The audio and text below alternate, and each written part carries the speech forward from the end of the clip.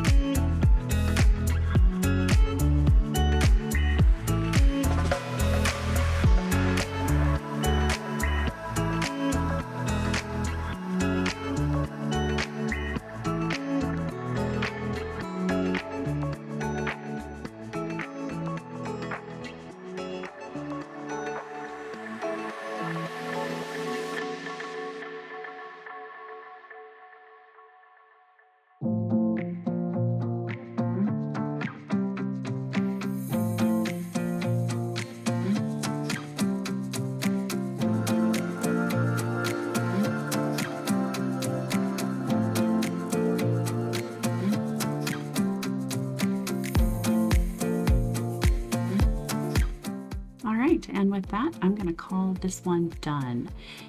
Now, I do have quite a number of these still to do, so if you've enjoyed coming along with me for the ride on this one, I'm sure you'll enjoy the others as well.